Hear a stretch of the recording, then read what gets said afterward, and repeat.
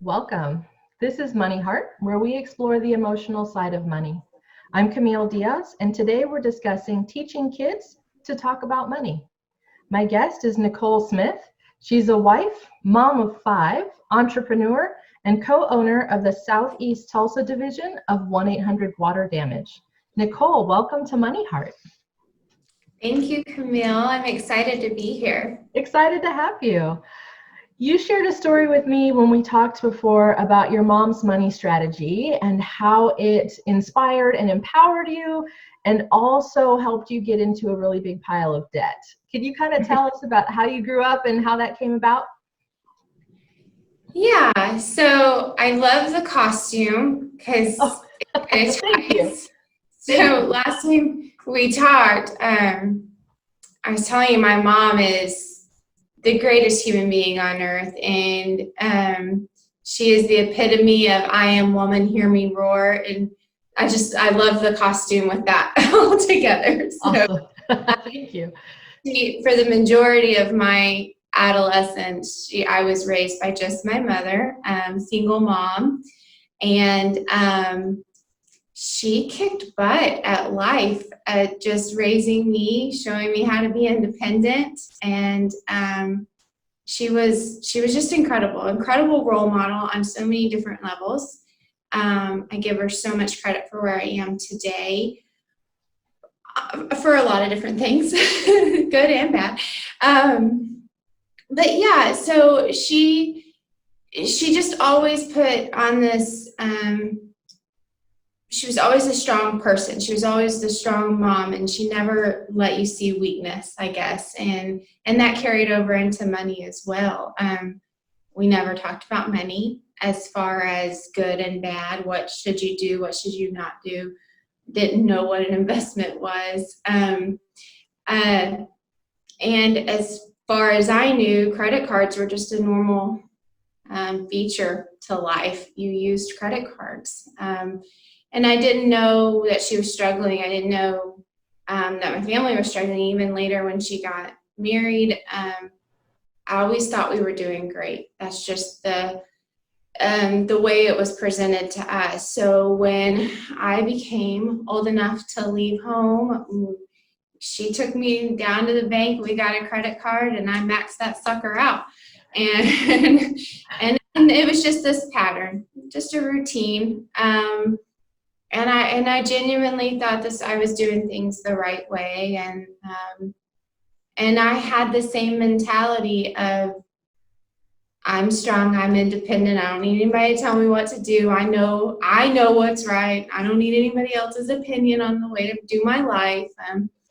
And that was terrible, and it was a learning experience. So. I certainly needed that guidance, and I've learned the hard way. The best thing I can say is I met my husband. We were both kind of on the same path as far as what we thought was right for money. We came together with quite a lot of debt, and it took the bottom falling out for us to finally realize, like, something's got to give. My husband was previously married, and with that came debt. Even though it was 10 years later, it still came back and got us. The day after Christmas, we had our bank account completely emptied by another bank. Oh, wow. Wow.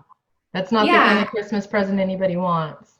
No, I had a brand new baby, a 3-month-old, a 2-year-old, and a 12-year-old. She's about 11 or 12, I can't remember exactly. But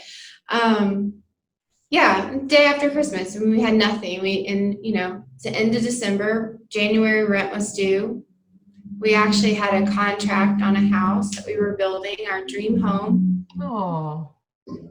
And we just had to back out of everything. And it was within that 2-week time frame, it was less than a week, 2 weeks.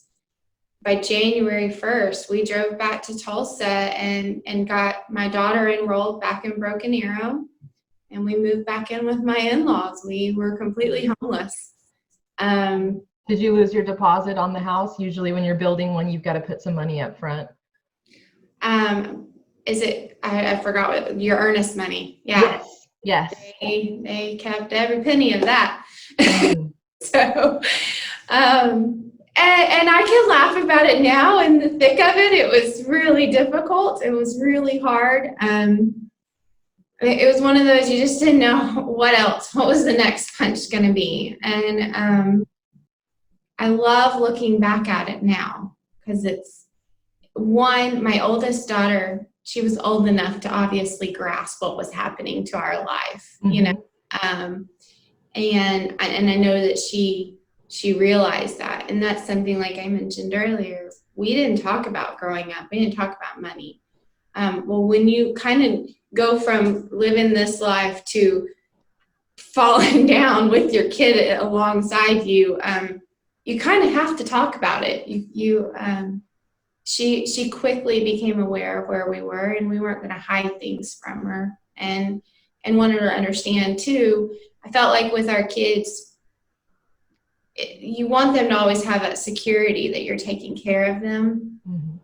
And I think when you keep things from them too, they kind of lose that security too. Even if you're telling them certain bad things that are going on, if you're communicating, maybe, in my opinion, it's helped us and our family still hold on to that sense of security because they know mom and dad are taking care of it. We're not sticking our head in the sand, Right. And that's so right. Kids are incredibly perceptive, and they know what's going on. They know when things aren't working out. They know when everybody's frustrated or upset or something isn't clicking, even if they're not sure what it is. Yeah. You're absolutely right about that.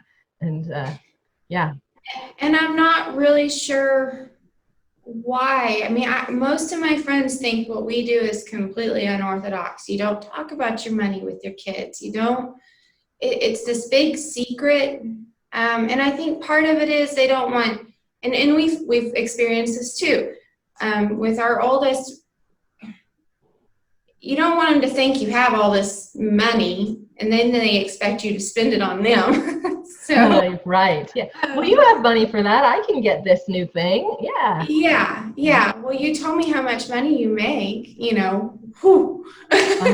Yeah. Means that for their $10 a week allowance or whatever it might be, and they hear how much you make annually, it's like, wow, I can have anything. And so I understand it, but we've just decided to grasp that, but also put some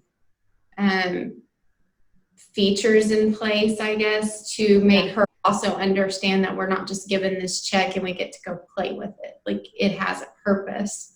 So is she involved in the rest of the family budget? Because it sounds like that's what you're saying is the piece that's missing. Kids find out how much you make per month, and then they see what they get, and they see the things they want to buy, and then they don't see where the rest of the money is going. So they just figure, well, we should be able to do everything I want to do. Yeah, so that's exactly what we do. She is 16. She got a job here recently, and before she got her job, there was a lot of back and forth. My husband also was kind of skeptical on, do we really want her to know all of our guts and glory here, you know? But we did decide the best way for her to understand. And I think it's 16, 17, 18. You're preparing them to go out into the world. Mm-hmm. And they have the perception of, I can live on $1,000 a month. Okay, really? Well, here's our budget. You make my money work in this budget, then tell me how you're going to make your money work. And it's been great. I sit with her. We do the budget together.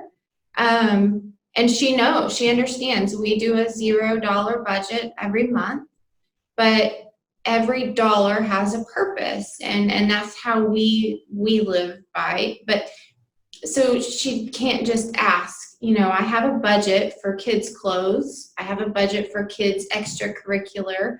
Mhm. And outside of that, at the end of the month, if there's extra money, it's either being saved or invested somewhere. It's not just extra money. It's not just there for her to spend. So we've tried to make her be a little bit more responsible with her money too. It Sometimes I'm thoroughly impressed. Sometimes she buys outrageously expensive Nikes. I hold her responsible for her money. That's another big thing in our household is personal responsibility. I want kids to fail so that they know how to overcome it. So I'm not necessarily going to jump on her for spending her money irresponsibly, but she also knows what's expected of her. She has her certain bills. And if that's a line item on her budget and she still has all her bills paid, that's how I justify her spending. He hasn't missed any of our other bills. So Hey, that's better than a lot of people I've talked to. So she's doing pretty well. So is that kind of, I loved your point there of allowing the kids to fail and make some mistakes so that they learn. I think that's great. And she's getting to make the mistakes while she still has you as a safety net. So maybe we're not doing any permanent damage when she makes a mistake. Yes. Big thing. Let's not do permanent damage to our life before you're out on your own. Let's make some mistakes, but nothing major, nothing permanent.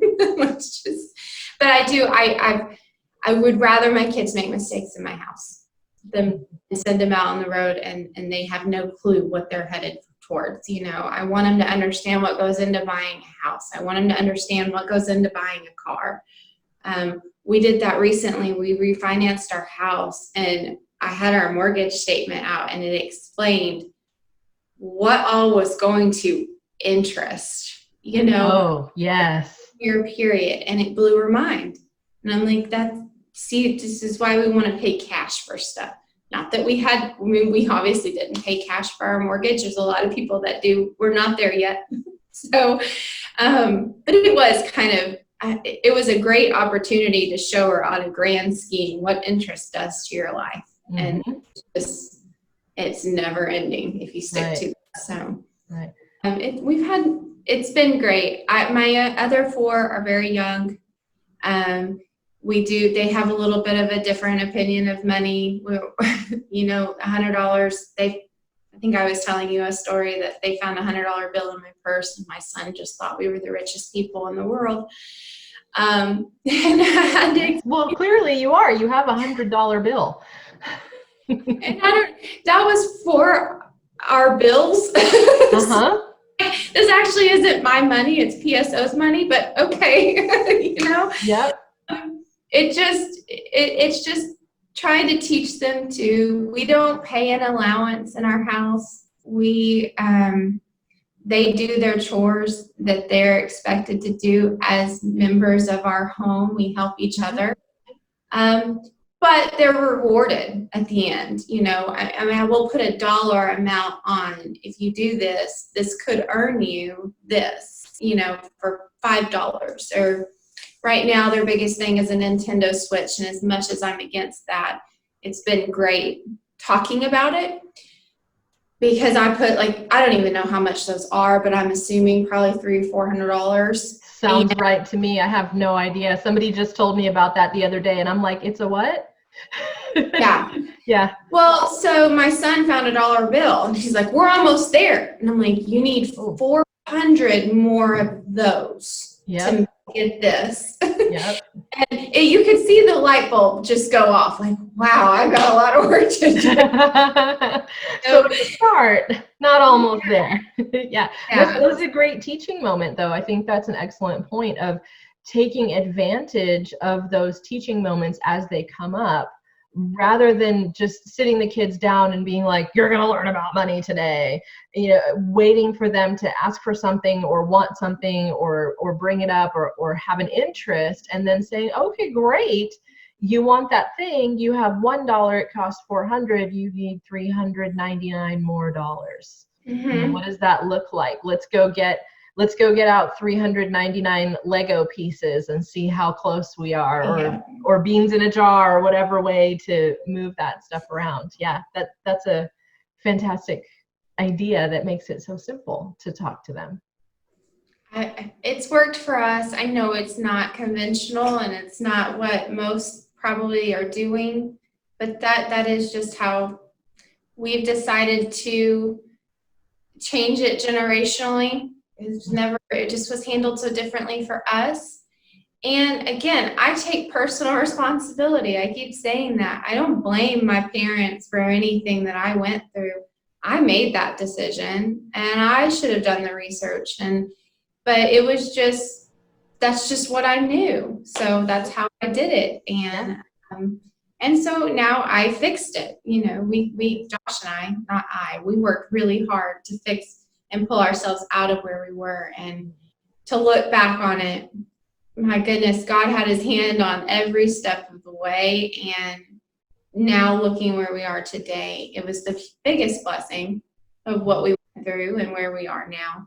So I think some people miss that sometimes, the gratitude for the difficult things that they went through, because now they see where they are and they go, oh my gosh, I'm so grateful that happened, because I wouldn't be where I am if it hadn't. Definitely. I'm a big proponent for journaling that kind of stuff, because it's really awesome to go back and see where your head was at. Yes. Thought the world was ending. It's kind of funny to go back and be like, wow, that was nothing. If I only knew. Yeah. What was Corona? Yeah. Right. Yeah. Yeah, for sure.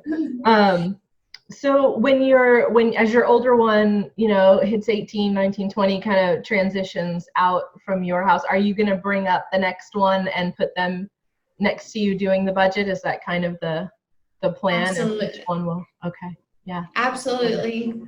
And they see it. I have a wallet. We do cash.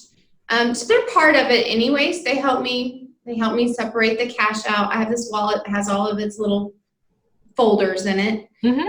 And everybody at the grocery store hates me when I pull out my wallet. But I have a thing in there for diapers. I have, like I said, clothes, the kids' stuff. Like, there's a budget for everything. So they see it. So they also know when there's no money in there, we're done for the month. Pretty clear. Yeah, pretty clear.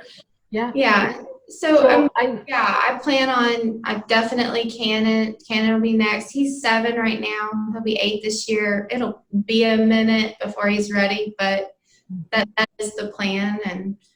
And we'll see where we are then. Yeah, I love it. That's awesome. I know you mentioned having some unique views on things, and I know you have a little bit of I wouldn't say unique, because I'm sure there are other people that share this view, but it's one that people don't usually talk about because they're scared to say that this is what they think about the saving for the kids to go to college and paying for their kids to go to college. Are you willing to share your ideas on that? Yeah. So my husband and I both briefly went to college. Mm-hmm. For us, we are both entrepreneur mindsets. We had different things in mind for ourselves, and that just wasn't in our plan for ourselves. And we have worked very hard to get to where we are. And I don't want that stigma for my kids that they have to go to college. I'm also not going to provide it for them. If they want to go, they need to work hard for that and get themselves through it. I heard once, you're definitely going to retire at some point, but your kid may not go to college. So why would we put one before the other? The definite before the maybe, So my kids are all pretty unique right now. Allison, my 16-year-old, she's got that same entrepreneur mentality where, she's talking about opening up a coffee shop and this sort of thing. And I'm going to support her 100%, whatever she decides to do. But in our opinion, that is something that's I keep saying it, but it's personal responsibility. I feel like it becomes grade 13 when mom and dad are willing to just fork it over and let you go have fun on a college campus. I want it to be something that they're proud of, that they work hard for, and know that, hey, if I get an F in this class, I have to pay to redo this class. I've seen too many friends take advantage of their families that way, and I to each their own. I don't think they were malicious about it. I just don't think there was any personal responsibility in it for them. So that's just where we stand on that currently. That's our plan. That's our we've told Allison that we will support her 100% through college, but not financially. We're not going to pay for her to go to college. So by support, do you mean not just emotional support, but like, could she still live with you, or are you expecting her to handle that too? No, I would love for her to live with me. I don't think she'll live with us, but I would love for her to live with me. Yes. We've talked about that, and the same. We've had to have the conversation when it becomes your responsibility. All of a sudden, you don't want to go to Princeton. You want to go to TCC. You know? Yeah, sure. Your first 2 years are your first 2 years. Why are we wasting all this money? And I think it's because it's an experience. And I'm not saying that that's not worth it to some, but for me, I would just save my money and get my 2 years at TCC. Yep, community college, and then maybe transfer over to the school that's going to be more expensive. Whatever you're specializing in, you want to be a go to OSU, dentist, go to OU, but those 2 years, your basics are your basics. So, so we've talked about that. She had no idea. She just thought college was college. It was going to cost the same no matter where I went. And the case. And so, looking at her bank account, I can now be like, your first year of college is paid for right there. Maybe not go buy all those Nikes this week. Nice. Yes. Yes. That's awesome. And I love that idea of, you brought up retirement, and I tell people this as well. You can borrow money for college if that's what you really want to do, to buy a car, to buy a house, to start a business, all this kind of stuff. Nobody's loaning you any money for retirement. You have to invest in yourself if you want to be able to work less and spend more time with grandkids or relaxing or traveling or whatever it is you want to do. You got to fund that one on your own. So it's a big deal to be saving for it.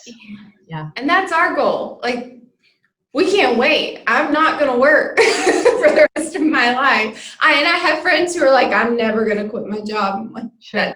Do you? Yeah. I'm on a beach somewhere. I'm 50. There you go. Well, and for some people, they love what they do, which is awesome. And so they don't really want to do that traditional retirement where you sit in the rocker all day. But sometimes we don't always get the choice. Sometimes we have a health thing that comes up that makes it not possible to do your job anymore. And so you kind of get forced into the taking some time off thing, or rethinking what it is you do. If you had a physical job before, you need one where you can be at a desk or something like that. So I loved your point about that. You got to have your own future planned and figured out and funded yourself. So I guess if you've got money left over to save for the kids, awesome. If you did, I'm just curious, this question just came to me. If you had all of your future fully funded, you were able to retire next week and go lay on the beach and stuff, would you put money aside for your kids to start whatever it is they wanted to do, like college or business or something, or would you still want them to go do it themselves? Just curious. Either way is the right answer. I don't know what it is. So we hope we win the lottery one day. I mean, yes. And we talked about that too. If they put the work in and they graduate and now they're stuck with all this student loan debt and we're in a position to help them, then yes, we would help them. That's not something I want to broadcast to them up front, but so that they take 8 years for a 4-year degree, and that it's going to have its factors weighed in there of right, case by case kid. But yeah, my youngest son, he is a hard worker. He's 5 years old and he just wants to work, and it's crazy to see his work ethic. I don't see him going to school. He may go to welding school. mm-hmm. Same thing. You want to do that? I'm 100% behind you. And if he gets through it and he needs help and we're at a position where we can help, then yeah, we would absolutely help. I want them to hold the responsibility to get through it, and it not just be this next grade 13 is what we often refer to that. And at work is, that's how it's just the next grade. It's just this next thing that you do. And these kids I've actually seen a lot of kids are taking this gap year. Mm-hmm. Who created that? I think it was the Obama girls created it. And I think it's genius because they need a chance to figure out what do I want, Mm-hmm. not just go take another math course and pay $700 to $1,000 for, while I figure it out. So. I love it. I think it's a great different perspective, and one that a lot of people are probably thinking but afraid to talk about. So I really appreciate you being willing to bring it up and bring it in as part of the discussion, because that's what we do here. Thank you. Yeah. Thank you so much for joining me today. It has been a pleasure to talk to you. This is great. Well, I appreciate it. I feel like I just jabbered on forever. You did great. You did great. Thank you so much. If you would like to talk to Nicole or contact her through her business, you can find them on Facebook at the Southeast Tulsa page for 1-800-WATER DAMAGE. You need to search for SE Tulsa. Or you can contact their business number 918-264-0918. Thank you to all of our listeners and viewers. I'm your host, Camille Diaz. This show is sponsored by Serenity Financial, a 5 Rings financial agency specializing in financial education, living benefits, and guaranteed lifetime income. Today's money mantra is, I talk openly with my family about money.